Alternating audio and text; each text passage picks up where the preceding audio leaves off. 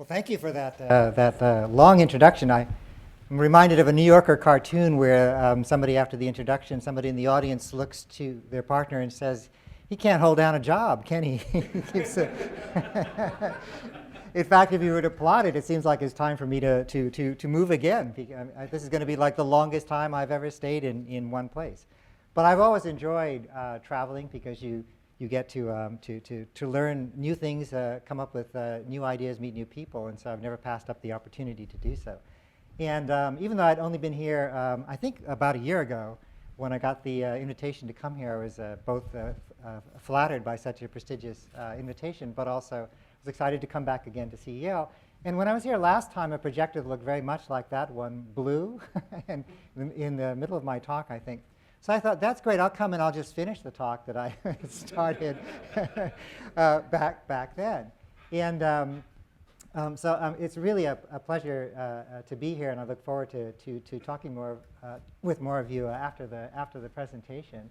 And I did choose a fairly broad title, but I think, in fact, I'll try to convince you that it sounds broad, but in fact, sustainable development, extinction, and climate change are really just various forms of one particular kind of a goal that we have as a modern society and have to deal with in terms of shaping our environment.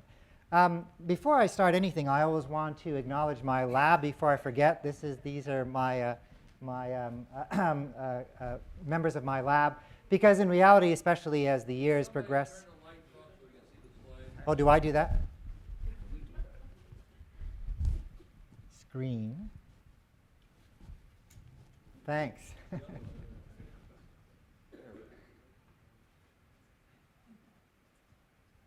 that better? All right. No, I'm seeing some heads. No, not do it this way. All right. Now I'll have to echolocate, so I. So. As long as you don't have any black and black. I should have dressed all in white rather than black. Our motto has always been ecology with no apology, because I had discovered as I became an ecologist, including my mother, people I would meet would feel that somehow this was a lesser science. And I had become convinced that it was one of the more powerful sciences that were to our disposal for trying to solve very, very complex problems, and actually moved from a starting career in cell biology over to ecology as I became attracted to the complexity of the issues they addressed. And I also find it a great privilege and a great deal of fun to be the director of a lab, the chair of a department, somebody who actually gets to try to shape tomorrow's generation and train them and provide them with tools and work with them to deal with some of these very, very complex problems. So most of what I'm going to be talking about, really, they get the credit for it. Anything that actually you find suspicious, I'll take responsibility for that. I'd like to start with this slide, which is actually a slide I ended with the last time I was here. And I put it together for a number of reasons, but mostly to try to get us to think about exactly what it is that sustainable development is doing for us. And the 4 panels involve looking at a variety of different sort of metrics that tell us what the state of our planet has been for the last 20 or so years. You see I'm starting with 1980. The very top one is annual growth in GDP, a sort of measure of economic growth, if you will, or economic power. The next panel below that is the share of population on less than $1 a day, very commonly used metric of poverty. I know it's a very controversial one. I myself don't like it, but it is in use. I'm going to use that as a measure of poverty. This next panel contains 2 what I would consider are sort of iconic measures of the change of our planet that are very worrisome and attract a lot of attention. One is the Living Planet Index, which is one of the most widely used indices for the state of biodiversity on Earth. And the other is the Keeling curve, which shows the increasing amount of carbon dioxide in our atmosphere, which tells us about global warming, but also many other things about global change. And then this bottom one here is probably not a metric you've seen before. It is the number of times that you can find the word sustainable development being used in the literature if you go to the LexisNexis index. And you will be not too surprised by the fact that it was almost not used at all. And then there was a big spike when we had the publication of Our Common Future, or the Brundtland Report, which was actually a call to the world to abandon the traditional approaches in economic development, which mostly involved spending down our natural capital, as they say, in order to build up human and man-made capital. And what that meant was that we tended to improve our lot in life by spending most of our natural world in order to achieve that. Now, if you look at the upper panel and then the panels below that, what I wanted to argue is that before and after, I would say that I don't really particularly see any evidence at all that sustainable development, even though it's being widely embraced by many, many people, at least those who write about it or write blogs about it. Actually, LexisNexis is now actually citing uses of words in blogs and other sort of internet forums. So there's quite a change. That spike there, as you can see, was the 2002 meeting in Johannesburg, where we had sort of Earth Summit 2. So not surprising, there was a lot of material that came out shortly before and after that on sustainable development. But it doesn't really look like economic growth has changed very much. If you look at the indices of poverty, you can see there's been a rapid decline in Asian levels of poverty, and now sub-Saharan Africa is the economic region which dominates. But again, there really doesn't seem to be any influence of sustainable development. If you look at the biodiversity and the climate change indices, again, no evidence for it. And yet, I would say that perhaps short of religion, this represents one of the most rapidly increasing subscriptions to an idea that one could probably document in recent history. If so many people are really, and you can see it's just skyrocketing still. I shudder to think how many publications have come out today. At this point here, we had 50 publications per day coming out on the term sustainable development. Now, at Columbia University, we have we're starting a new major in sustainable development. We have the Earth Institute, which is dedicated to promoting the idea and the concept of sustainable development. And I actually am one of those subscribers as well. But when you see these, it does make you ask yourself, is there something different we can do so that we can actually find these indices starting to change in directions we would expect the embracing of sustainable development to achieve? My model for the way the world works, I think, which actually brings a sustainable development into it, is a fairly complicated one. But I think if we were to use this as the way of understanding how the world works, that there is what we call natural capital, there is our biodiversity, there are ecosystems, and they provide us with a large number of what are called ecosystem services, benefits that we derive from the natural world. And then we also have managed ecosystems, which provide us with a lot of other benefits as well, that we, sitting in the center here, are actually deriving our goods and services from both of these different pools of resources and fluxes of energy. Now, right now, we've strapped on a couple of tanks, one full of fossil fuel and the other full of fossil water, and we're able to sort of keep things going at levels that are really not sustainable without those two sort of tanks strapped onto it. But the question that I think we are trying to struggle with right now is whether or not the continuous growth of this and the continuous decline of that is something that really will help to change the world in a way that is going to improve things. The argument about sustainable development is that rather than using traditional development, which basically starved this portion of the model for resources and fed this one, we might tweak the valves differently so that we can actually get the balance of goods and services that we think are best for humanity.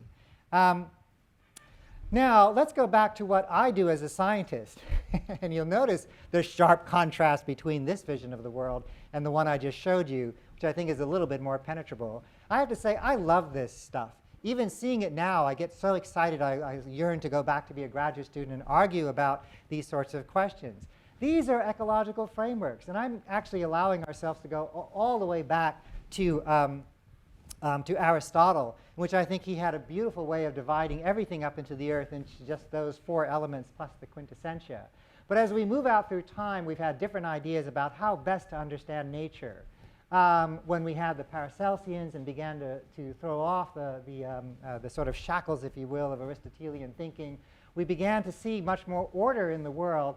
Although here you can see that humans were largely seen as sort of slaves to nature, which was that nurturing figure up there in the center, and then nature was a slave to God. You see that her arm is chained to that angry arm coming out of the cloud up at the top there.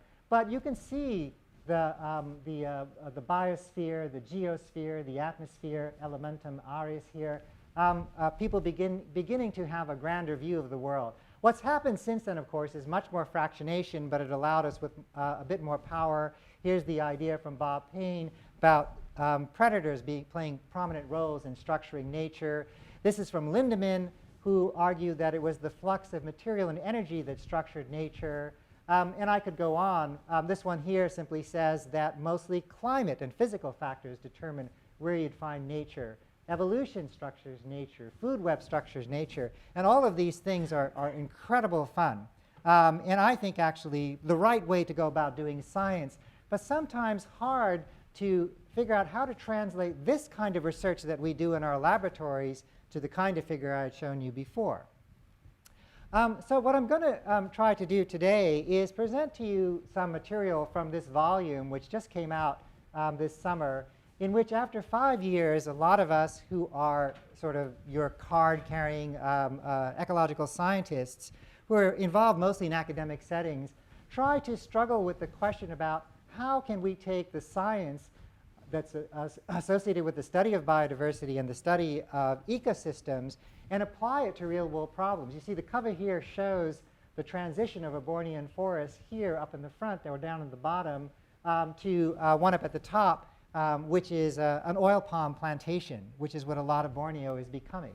And the tremendous diversity in here we feel is something that provides a lot of value and a lot of services for people. But the oil palm plantation provides a lot of services as well. So I'm just giving you a list of some of the topics that are in here. But what I'm going to show you is the kind of science that I've been involved with that was the foundation for this edited volume to be produced, and then show you a chapter in it which I found actually fairly disturbing about what it is we do as scientists. And then perhaps share with you some ideas about how we might reconsider the way we do our science. So this is actually the model that the group of people involved in trying to consider how biological diversity and the functioning of the ecosystems actually relate to our well-being. Not too different from the diagram I started with a little bit earlier, but you can see we are now recognizing that people in that box up at the top are deriving what they need from a living planet. And that living planet is actually very complex in its structure. And as ecologists, we found a home for the study of food webs, the study of evolution, the study of functional ecology, the study of biogeography. But we also recognize that all of that structure influenced the way inorganic nutrients moved into and out of the pools, things like nitrogen and carbon and other sorts of elements, as well as water. And that what we wanted to understand was if you were to change anything inside this box here, if you were to change the food web relations, change the biogeography, change the functional ecology of the species, how is it that people would be affected? Would it be good? Would it be bad? And the diagram we had to show the richness of scientific ideas, I think, is a wonderful graph because it shows two things. One is that we all agreed that if there was no biodiversity, there would be no ecosystem functioning. Now, that might seem strange to a lot of people, but in actuality, if you get rid of all of the plants, animals, and microorganisms, there is no such thing as an ecosystem. So it is somewhat puzzling that people study them independently. The other thing that all of us agreed with was that if there was some biodiversity, especially at a natural level, you would get some ecosystem functioning. But if you look between those 2 points, you can see you have two ways of describing it, either a tremendous amount of disagreement or, as I said before, a richness of ideas for which we can pursue this. And I would say that even to this date, there is some debate surrounding what would happen if we were to take a community and then watch it lose its species, lose elements of its diversity, and measure in some way what would happen to the way that system performed or functioned or provided us with the goods and service we need. I asked some students when I was working in grasslands at the University of Minnesota to try to articulate that idea. Students, as they always will do, came up with this great system of building a box that sort of represents in many ways the diagram that I just showed. In this box, they placed on top of a plot of a grassland. And here we have an infrared gas analyzer that measures how much carbon dioxide is in the box.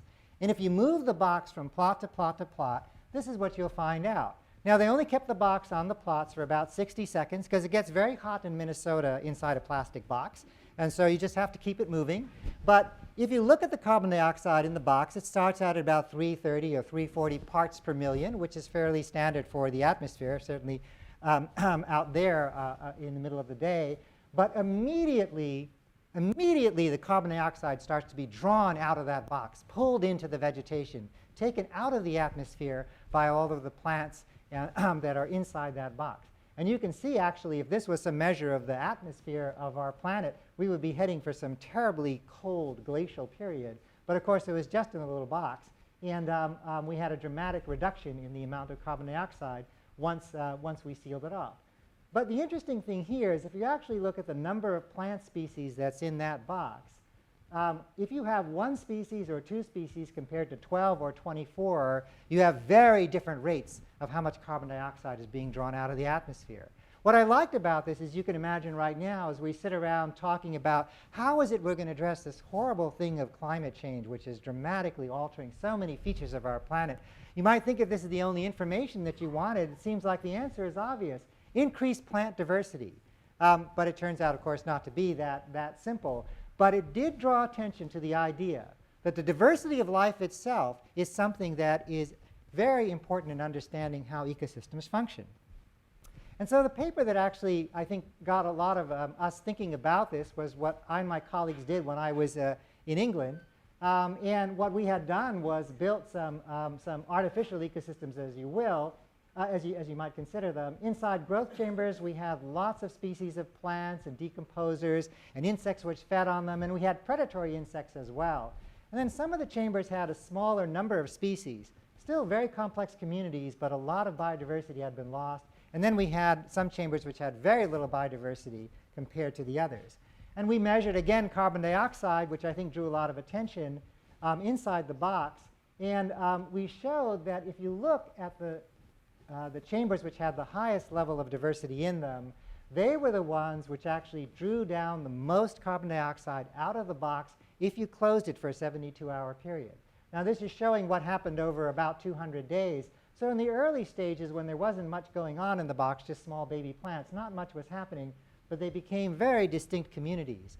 The biodiverse world, the species-rich world, was the one that was doing a better job of drawing carbon dioxide out of the box over a 72-hour period. And that was a nicer study, of course, than what was done by the students in the field, because at nighttime, of course, we expect carbon dioxide to be going in the other direction. So it was nice to average it over 3 days rather than just 60 seconds. So now what I'm going to show you is a series of scientific experiments, and they'll have little graphs as decorations for the scientists in the audience who will not believe that what I'm saying actually should be said unless I can back it up by some sort of rigorous studies. But actually, I'm not that intrigued by the graphs. But if you want to talk about these, I'll be happy to talk about them later.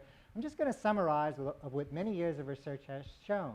One of the complaints and criticisms we had early on with that experiment in the growth chamber was we didn't have enough trophic levels. What that meant is we didn't have enough things like predators and prey species and producer species like plants. And so I decided, well, the easiest way to do that experiment would be to do it with microbial species.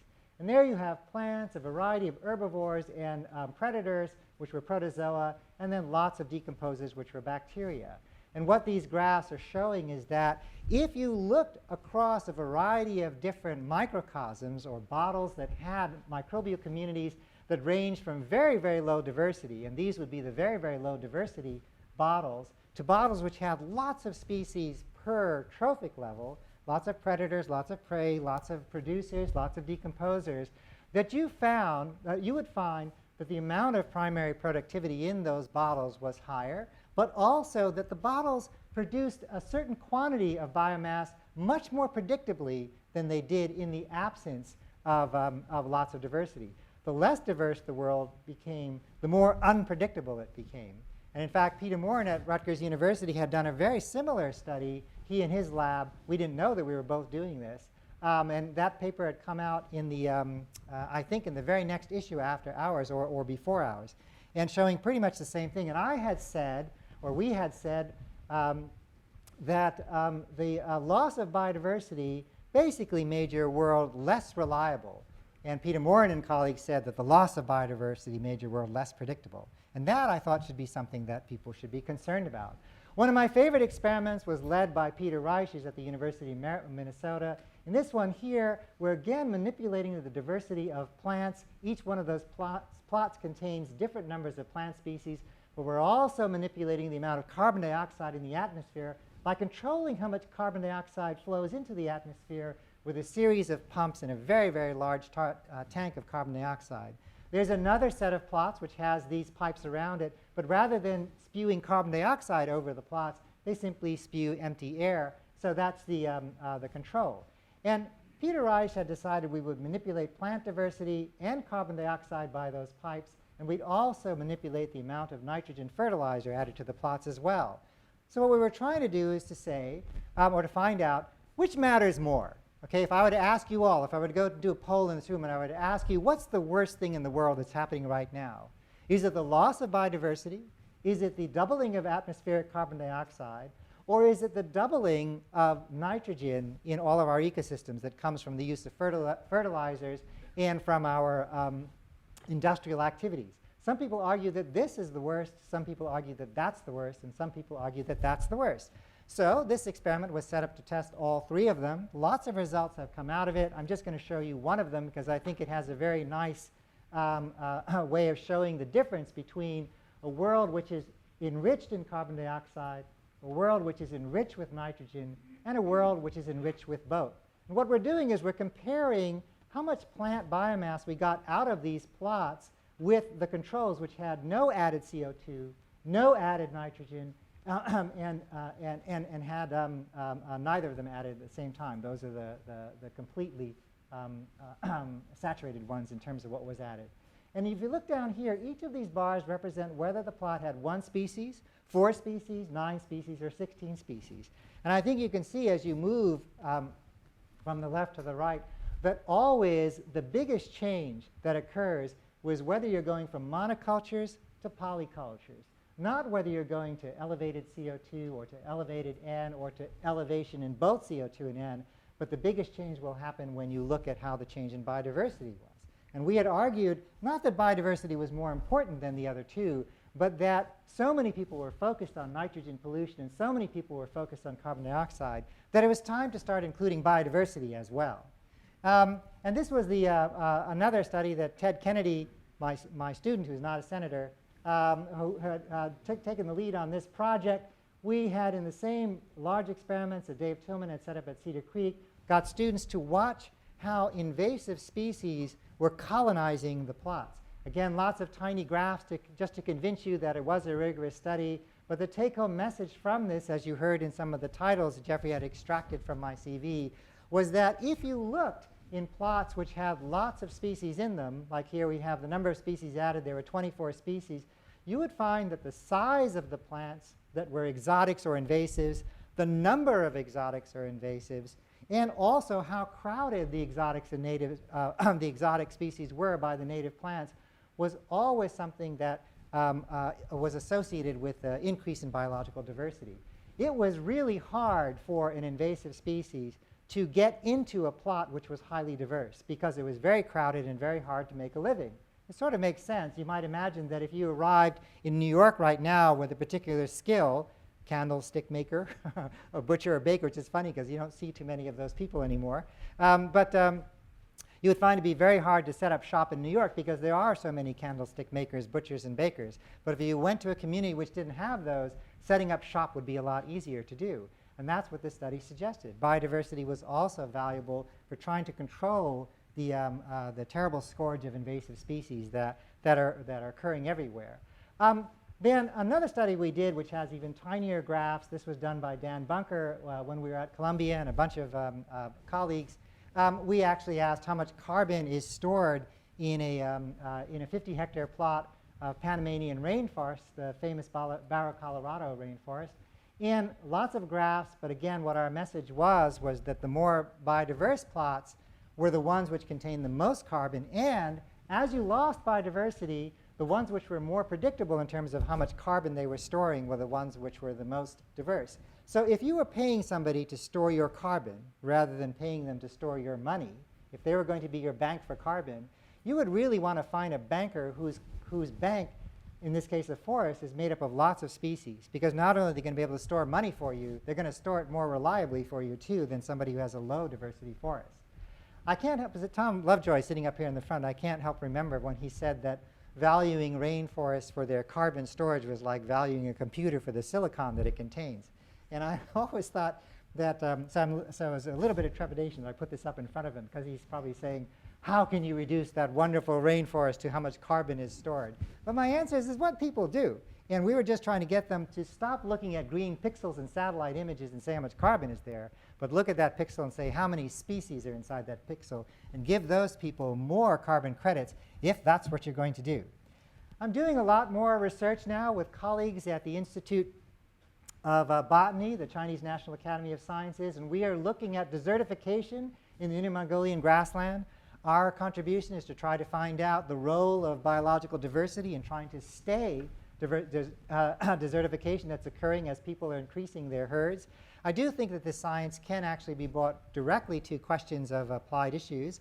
I wasn't so happy working here because, in fact, most of the native mammals are gone in Mongolia. I actually tried to convince them maybe we should go to Mongolia and bring some of them back for the experiment, but they thought it was an interesting idea, then they gave up.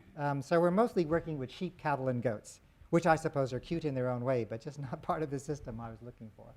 OK, so I felt as a scientist I wanted to show you or share with you what it is we do as scientists, because you might wonder, how do you come about to make those bold statements in our scientific papers, titles that saying that biodiversity makes an ecosystem more reliable, or saying that biodiversity can lead to the exclusion of invasive species.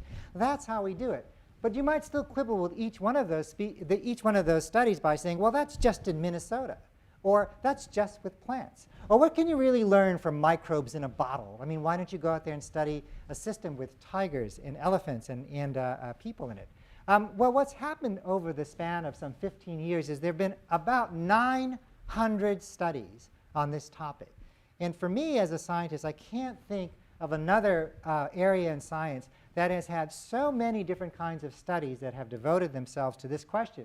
What is the role of biodiversity in the way our ecosystems serve us, or the way ecosystems function? I won't go into the meta-analysis, as it's called, because now there's so many studies, people can actually conduct studies that study other studies. But I'll give you the take-home line that they provided.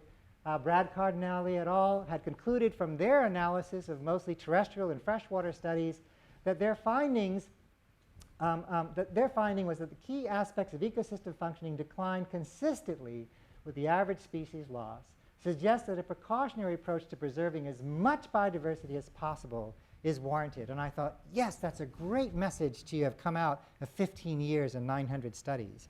And in the very same year, Boris Worm and a bunch of colleagues published this very extensive review of the marine literature, coming to pretty much the same conclusion as we see in land and freshwater. Again, I'll read from them rather than paraphrasing it.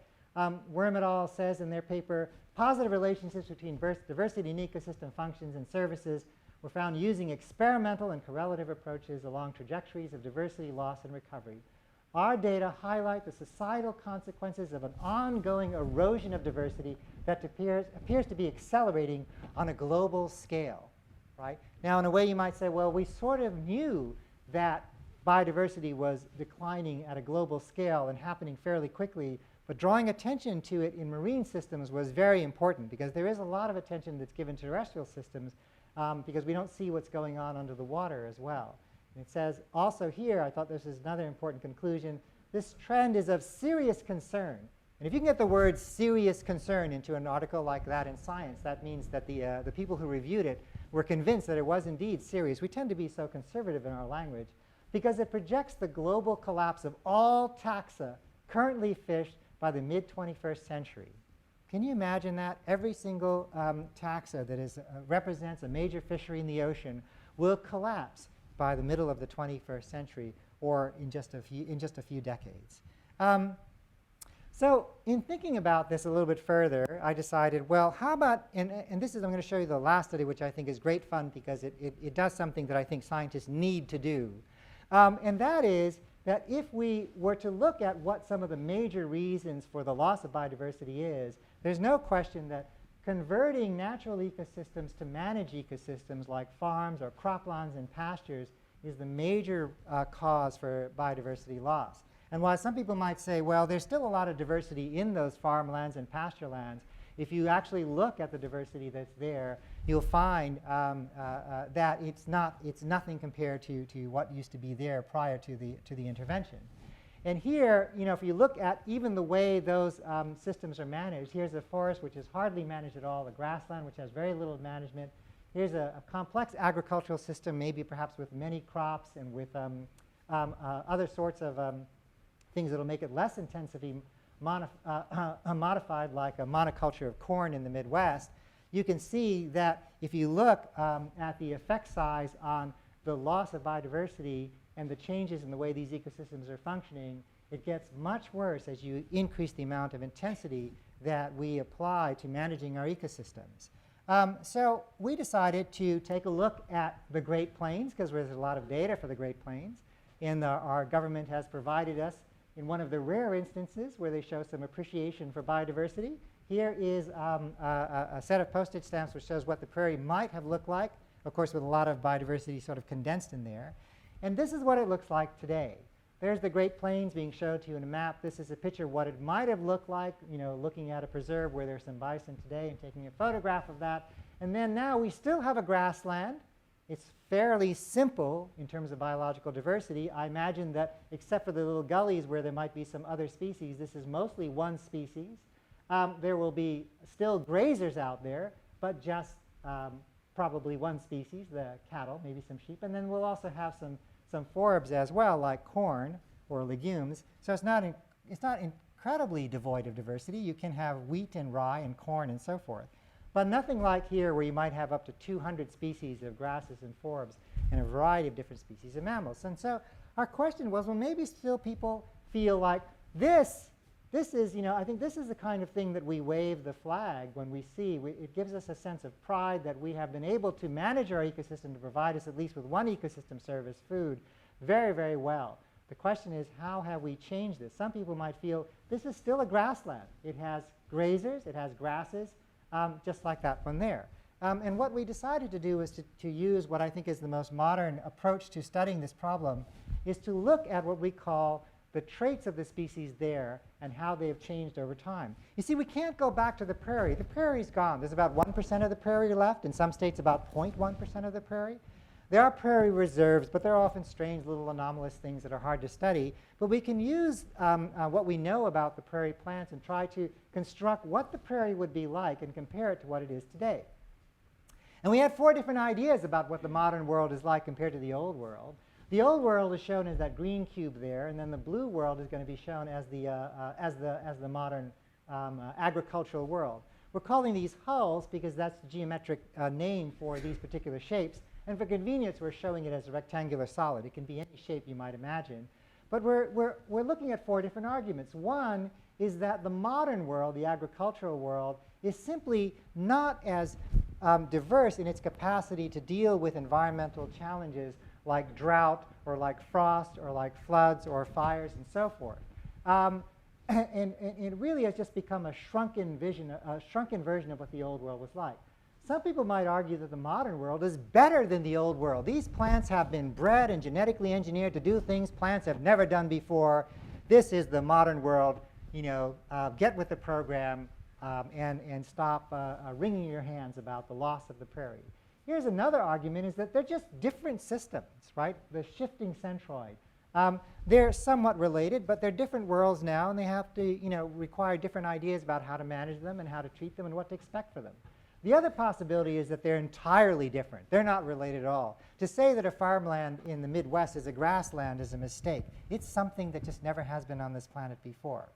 And so this is the thing I think every scientist has to do in the modern age, is to throw up a rotating 3-dimensional diagram which is absolutely inscrutable, because then you really feel like we are doing science in its hardest core sense of the word.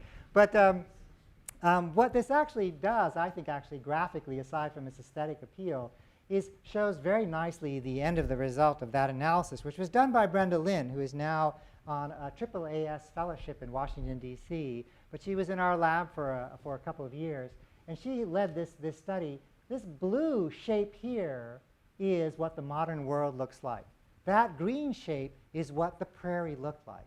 And what that says, if you think of that as sort of the capacity for an ecosystem to provide us with services and to respond to environmental challenges, there's enormous capacity in the prairie. And if you look at the modern world, as Brenda Lynn would describe it, it's a cheaply built, fast-run world that actually has no capacity to deal with environmental change. You might ask yourself, well, how is it that this thing exists at all? And the answer is it's because we fertilize it, we irrigate it. When it gets eaten, we use biocides. We manage it. We take care of it. And once upon a time, the prairie didn't really need all of that tending.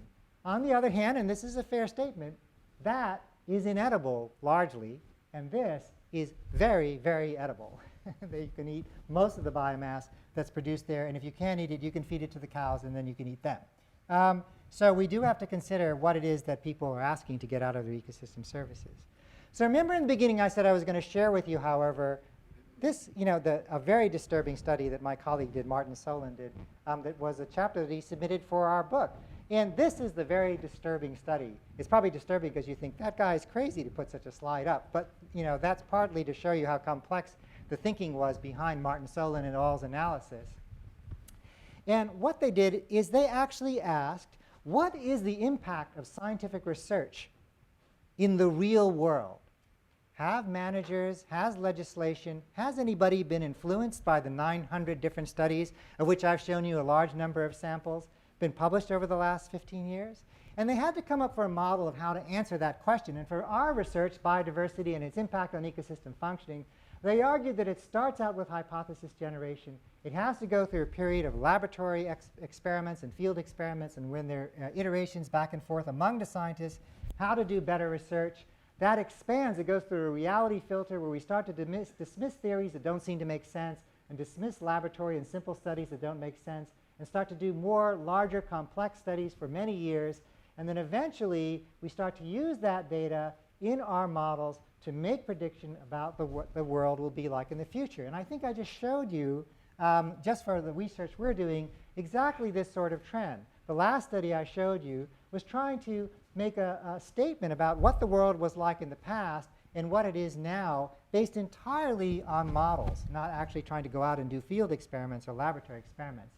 But in the end, if your science is worth anything, it has to get down here to the application in the real world.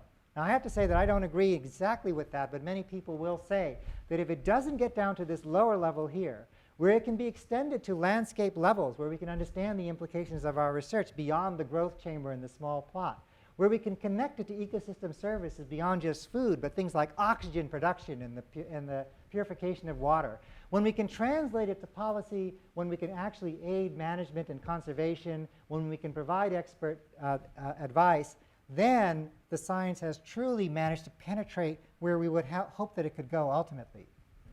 And this was the disturbing study.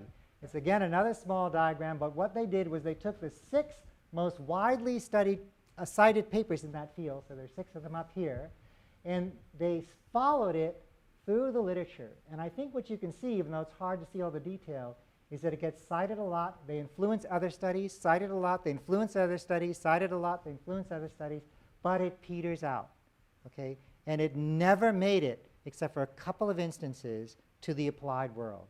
It hardly showed up in legislation. It hardly showed up in management plans. It hardly showed up in journals that deal with applied issues, like journals of rangeland management and so forth. And here we were having all this fun doing the science, believing that the science would change the world.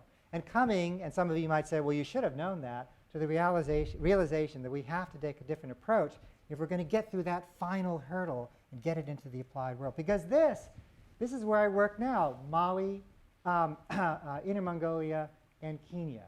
And you can see that our world is becoming fairly homogeneous, populated by domestic species, and largely something that does not have the kind of biodiversity that provided us with so many of the services that made us the successful species we are in the first place. And it's true in the climate models, and this is how I get the climate change and what I was going to talk about today. I was very excited, as many people were, to see the latest IPCC report, but disappointed again that one more iteration of it still wound up having a very simplistic idea about the world was. I mean, the climate models now have vegetation in them, and they're much more complex than they ever have been before, and they're much higher resolution. Certainly, it is an improvement over the idea that we could just treat the world as sort of a swamp, and then eventually get to one where we had a lot more topography and a lot more variability in the vegetation, and that the vegetation would interact with the climate system. But to me, as someone who studies biodiversity, until climate models start to have that kind of perspective, I really wonder if they can give us the kind of precision about ecosystem services that we're hoping for that would go beyond simply telling us the major sorts of ways climate will change, which is important, but I don't think sufficient. And I believe we have the technology and the know-how to do so if those working on biodiversity can start now working more closely with the geochemists who do the climate modeling. So here's the last paper I want to share with you, which just came out, I think, this week or last week. And you can see this is the Arctic ecosystem. And if you look at the amount of snow and you look at the amount of ice, you can see that the cover has been declining dramatically over the last few years. It's funny how in the 1980s, as graduate students, we were pretty convinced that climate change was about as solidly demonstrated as possible, one could possibly do. And it seems like only now it has the kind of traction it should have had a long time ago. But it's great that everybody's getting on the climate change bandwagon. Studies like this, especially up in the north, which give us an example of what's going to happen further south, where when you're looking at the timing of flowerings of plants and seeing that they're all shifting to earlier in the season, when you're seeing that foxes like the red fox are migrating north and displacing the Arctic fox shown there in its white coat, when you see that insect herbivores are now having outbreaks like they've never had before in the vegetation of the northern climes, and if you look at things like the fact that the reindeer populations are growing because there's less mortality due to the cold and there's more exposed vegetation, and even more sort of strange things like the Lemming Cycles that we were all so familiar with, the idea that all these lemmings sort of threw themselves off the cliff periodically when in fact they were just crowded and falling off the cliff. But you can see that those very regular cycles, which I remember being tested on my orals exam as to what the leading hypotheses were at the time for the Lemming Cycles, well, it doesn't seem like it's worth asking that question anymore because at least in recent history, they're not cycling the way they used to do before, and there are other changes that are occurring. So I actually went to the Arctic this summer for the first time. All my friends work in the south, so I just had to go on my own. And I have to say that as an ecologist, going up here and being exposed to this kind of system, it's incredible starkness with challenges I cannot imagine any animal could survive, and then seeing a richness of diversity that is unbelievable. You really have to go and walk around and spend a few days there to see what an amazing place it is for such a stark landscape. That this is really the kind of thing that we learned about biodiversity. Its richness in taxonomy, behavior, morphology, all those things that mean so much to us culturally. But in addition to all of that diversity, what's happening is that those species played a role in the ecosystem that they were found in. We look at these bears, some of you might see them as cute, some of them might see them as sort of icons for climate change or reasons for us to think more about the Endangered Species Act and what it means and so forth.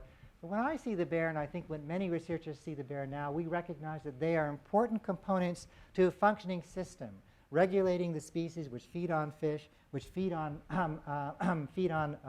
plankton, which affect the microbial community, and ultimately govern things like the amount of oxygen that's being produced, the color of the water, the release of compounds from the ocean, and many, many other things that affect climate. So this is my last slide. I was really pleased when working in China to come across this sign. It was actually a sort of sign that sort of says, keep off the grass. But I like the idea as to why you should think first before you step on the grass, is that civilization is from every tiny thing. And I think what I've learned and what all of us have learned from doing so much science about biodiversity and understanding its utilitarian value is that it is not an easy concept to convey to the world, but the burden is on us to try to get it across. And I'm really grateful to have the opportunity to try to spend some time with you today to share that message. So thanks very much.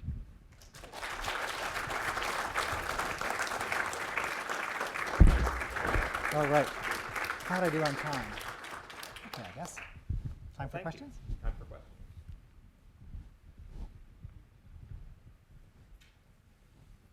Yes, Alex. Yeah, I'm curious. Could you talk a little bit about how you might change the way in which science and this kind of research could potentially influence decision making, and whether you think there are some sort of high priority approaches, or what would be the top three things you might do to make that transition or that translation happen? Sure. Wow, that's a challenging question. The top three things I would do to rechange. I guess I'm getting a chance to do a little bit of that as chair of a department.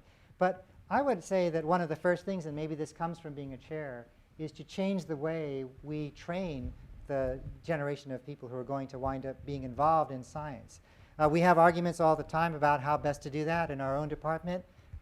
We have argued even at the last faculty meeting, to what extent should we require our students to learn about environmental economics, environmental policy, or even to learn other social sciences like psychology and anthropology. But I do feel that one of the reasons that our literature failed to connect was because we did not have a broad enough training for our students. And I think we're trying to do that differently at Columbia. I know you're trying to do that differently here at Yale. I guess the second thing is I would change the funding strategy, of course. I would say that we should probably increase the amount of funding to us 10 or 100 times. And even that probably, I think it's very interesting. We're spending, I love cosmology. I think I probably read the articles about the cosmos before I get to the articles on ecology, maybe because one is less, less depressing than the other. But we spent something like, what is it, $60 million on the Kepler satellite to go and look for other planets. And we're about to spend another $900 million on planets to go and look for more on satellites, a series of 3 other satellites that are going to go looking for exoplanets. I love exoplanets. I think they're really cool. Of course, there are 350 of them, and not one of them are habitable in any way, shape, or form, and I think they're about 300 light years away. But I think that in addition to the $900 million we're spending looking for the exoplanets, I think maybe we could spend $900 million looking at our planet. So that's number 2, change our funding priorities. And I guess the third thing that I would do is try to stop the division in the biological sciences between those who study biogeochemistry and those who study biodiversity. This group tends to focus, the biodiversity group tends to focus on behavior and taxonomy and conservation from the standpoint of demography. The biogeographers tend to look at sort of fluxes of energy and nutrients, and yet these two things are just inseparable. And I find that we could make tremendous progress by furthering the synthesis that began a few years ago. You had mass extinction and sustainable development in your title today. Can you perhaps scale up from, so you presented a lot of plot level studies, ecosystem function in relation to diversity. Can you scale up or attempt to sort of further link to the broader scale? So how should we take this, and you were lamenting in the end, okay, this hasn't made it into policy papers, etc. How could it make it, and how could we scale to the global scale where mass extinction is happening, and how does it relate to sustainable development in more concrete terms? So I think this is so the question is, how do you scale up from scientific research, which tends to be very often very small in scale, both in time and in space? And while other sciences don't seem to have so much of an issue with that, it certainly is a problem in natural science. There's an expectation, especially of managers and the public, for us to demonstrate our results at a very large scale. Now, you notice that for climate modeling, for example, those are computer models which are not based on planet-level experiments, right? Although you might argue we have one unreplicated experiment going on right now. But they're based on very small studies, done in greenhouses, done in growth chambers, done with little infrared gas analyzers that are clipped onto plants and things like that. I think that we can scale up from the little plot level experiments we've done now. You just have to apply certain amounts of uncertainty to it, the same way the IPCC has done. Now, the IPCC has been very successful, but it has taken them more than 20 years to start to convince people about what it is they're doing as scientists, and to start using scenarios so they can get their message beyond just simply the sort of physics of climate change to the actual social implications of it, and I think we can do that. Now, the shorter answer would be to say that I think we can't do larger experiments, we can't do longer term experiments, we don't have the time or the money to do it, but we can do modeling. And what's happening right now, at least in the last 5 years in ecology, is people have sort of rediscovered what's called functional ecology. It's funny how science sort of goes out of fashion and comes back into fashion. And whereas in the 1930s we had Ronquier going around saying that plants had different kinds of functional aspects to them, and that got sort of left behind, now there are tremendous amounts of activity all over the world where people are collecting information about what plants do. Not just what their systematics are, not just who they are related to taxonomically, but how big are they? What are their rates of photosynthesis? How much water do they use? How much water do they evaporate? What eats them? And as we get more and more information like that, with the kinds of computers we have today, I was joking the other day that I could probably even get an app on my iPhone which could just tell me what the biodiversity in this area is and tell me what the influence of the loss of that biodiversity would be by using modeling. But it would probably take a long time before we get everybody to agree just exactly how to do that. In those controlled experiments, 24 plants or biodiversity, why is there more CO2 converted there than the non-biodiverse plants? What's causing the efficiency to go up? I'm smiling because that's a great question. Your question was, why was there greater efficiency of carbon dioxide drawdown when there was more biodiversity? That was, believe it or not, a raging debate. In fact, I often wondered if my career would go on another day because I was worried I'd come out on the wrong side of the debate.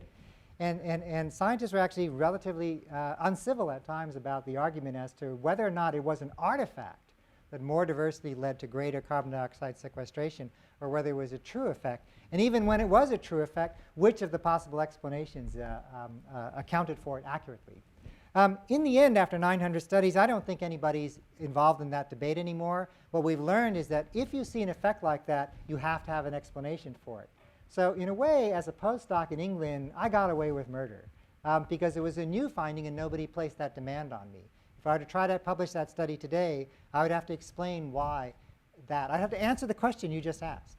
Well, the answer that we had, which still tends to be the most prominent, so I'll give you that one, is that if you put lots of different kinds of plants in a space, some will be tall, some will be small, some will be deep-rooted, some will be shallow-rooted, that they tend to make much more efficient use of the resources in the same space than any monoculture would do. And we call that niche complementarity. But there are other reasons that it could occur. There's something called the sampling effect. There's mutualism. There are many other things that people have argued about. I think that one I just described, the niche complementarity, is the most common one. But it is a very important thing to do whenever you do one of these studies. If you find an effect, and you don't always find an effect, you need to explain why that effect is so we can answer that question. So what you're saying then is just mainly that you're sucking down CO2 from more areas in space. Is it as simple as that? It's a ventilation problem? Yes, I like the way you phrase it. I mean, I remember as a postdoc when I submitted this paper to Nature, I said, in the end, I was thinking to myself, you know, what we showed was that if you take a box and you pack it more efficiently with plants, it will suck down more carbon dioxide. And that didn't strike me as being like the most incredible discovery. And I was stunned that within 5 years, so you know, I'm a postdoc, I'm a bit uncertain whether an academic career is the right career you should make anyways. You know, and the paper became the 5th most cited paper in global change research really quickly. And then somebody said, I was excited by that as a postdoc, and somebody said, no, well, you should go and see who's citing you. Boy, was that a mistake, I have to say. About half the studies said, you know, half the citations were something like, people are so misled by their desire to save biodiversity, they're willing to publish utter rubbish. Consider Naeem, 1994. You know, for someone who hadn't started a tenure-track position yet, and being exposed to the willingness for us to debate endlessly about anything as scientists, which is also what makes it fun when there's no career implications, it was quite startling. Because you're absolutely right. I kept thinking, wow, the conclusion was pretty straightforward, right? Pack a box with more plants, more photosynthesis. It seems that simple. And yet it was the focus of a debate for almost a decade.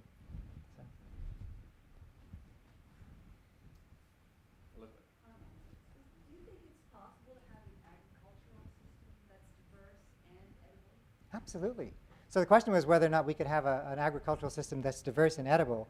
And in fact, those systems I'm working on are all managed systems. I'm working with the Earth Institute in the Millennium Villages with very, very poor people, very small holdings of land, trying to find ways for them to improve their lives. And I think actually that biodiversity conservation probably means more to the poor farmer than it does, say, to the people in Nebraska.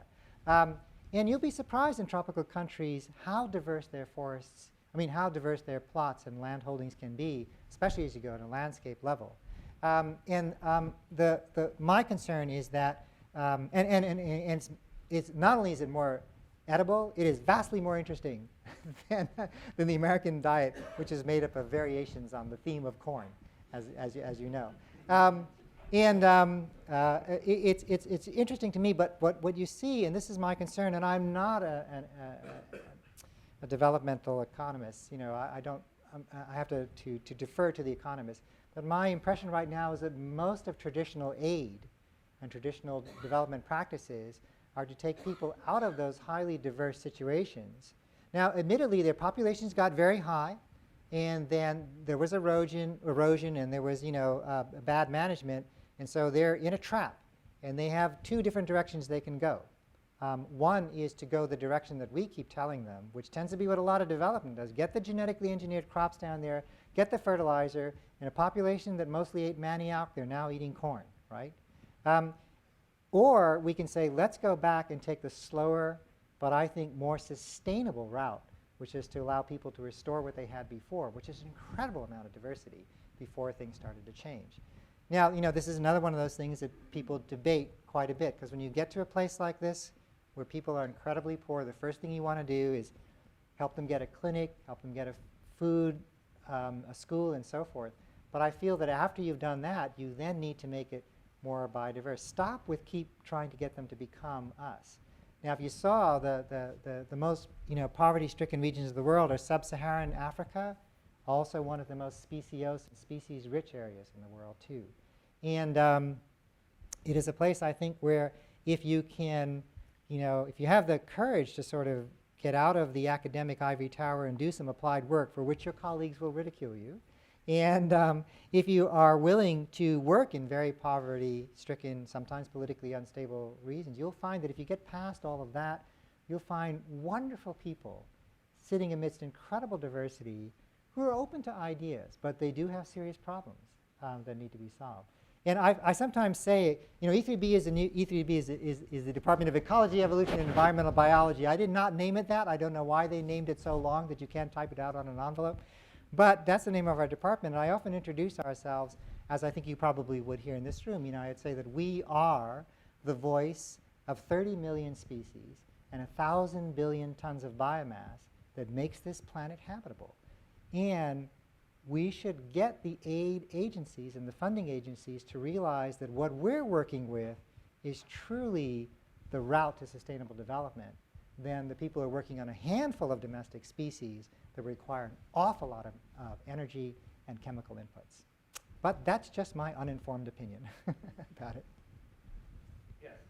I heard one of the science papers quoted used the authors said precautionary principle. Usually when I hear that, I associate with some sort of policy change where you can't possibly gather all the data or more data, and the problem that you're dealing with is important enough that you act on with precaution based on the data you have. And I'm still not clear, although you stated from going from certain academic exercises to applications, I'm still not sure how you are addressing motivating policymakers, not only in this country, but when you have problems with the commons, such as our fisheries, internationally, to help address some of those very serious concerns, which really do not have time for gathering consistently more data. So your question is really, how do we get our science to move out of the limitations which many people perceive of the smallness in scale, the technical difficulties of interpreting precisely what the results mean, into the applied world, and that we sometimes invoke the precautionary principle when we see no way out of that dilemma. Usually that's Yeah. some policymaker body. Well, I have a couple of responses. Once, when I started to see who was citing my paper when I was a postdoc, and was surprised how many people were citing it because they thought it was rubbish. I began to worry that maybe they were right and what I had done was something wrong. And I thought, you know what, if for a few years I had made a mistake, and this has to do with exoplanets too, and I had actually championed the cause of conserving biological diversity, and it turns out it didn't actually improve production, that wouldn't have been as bad a mistake as saying we don't need it for primary production, right? Now, that's not the way you should do your science, and that's not the way I do my science, but it is a thought that occurred to me, and I think that the precautionary principle does come sort of a spin-off on that. The reason I mentioned the exoplanets is that the very first exoplanet was actually found by an astronomer, and then he had problems with his equipment and realized that the exoplanet he found was actually an artifact, and he retracted his paper. But his method was sound. And in the meantime, everybody had embraced his methods and had found up to 315 planets now, and they've even photographed one recently. And they've even found a rocky one recently, too. So the field is growing fast. There was a symposium a few years ago in his honor, and he got a standing ovation for sort of sticking with it. So it's okay to be wrong, as long as you're honest about what it is you're doing, what the limitations are. But I think the precautionary principle applies to almost everything in the environmental sciences. It applies in the health sciences as well. Somehow it's a tricky thing we have to deal with. I would say when you're dealing with ecosystem services like the production of oxygen, this is a good time to bring up the precautionary principle. Because much as I love agroecosystems, I think there's something that represent incredible power of humanity to understand and manipulate ecosystems when they want to do something. I mean, if we told them that we're going to pay them for oxygen, boy, would they retool. I was at a conference on endangered species, and I said, look, if you were to pay ranchers X number of dollars per head of prairie dog, they'd be out there on their horses with big herds of prairie dogs. It's a matter of asking what it is you want the managers to do with ecosystem services and incentivizing that process. The thing is that farms are not managed for oxygen production, and yet that's where 40% of our terrestrial photosynthetic surface is right now. It's in farms, and it's being managed for food. I don't see why we can't also manage it for oxygen or carbon or many other things. I bet if you start to do that, though, you'll find you'll need a lot more species than just corn or wheat. Anyway, not the best answer for that question. I think there's a number of companies, one in particular, that's really focused on these genetically engineered materials. How does that play into your equation? Well, I think genetically engineered plants and genetically engineered materials show tremendous promise for solving some problems where, the problem is intractable, right? You're trying to grow a plant in a soil that's become salinified, and there simply are no edible plants that can grow in that level of salinity, but you can genetically engineer one that can grow there. That represents some promise, right? My concern, the flip side of that, is that it tends to encourage this continuing, focusing down on diversity, so that if we have a problem, rather than the old day where we'd go look for another plant that we could eat, right? Or perhaps breed a plant that could survive that, we will take an existing plant like corn or tomato or something we can genetically engineer and try to engineer that. And so, in fact, at one of these Earth Summits, there was a person who gave a talk about his fantasy rice plant. He showed a slide of a rice plant that would be incredibly efficient photosynthetic, could resist any herbivore that was out there, could resist any fungal pathogen that was out there, could grow in salt water. And I think he even wanted it to grow in the dark. But what I saw was a rice plant that would be like the weed from hell, because you could make such a plant, which obviously you can't, because there are trade-offs. More than likely, if you make something that's tolerant to salt, it's going to be less effective at dealing with other challenges. But that aside, I just didn't see the need. I thought, why not grow something other than rice and eat that?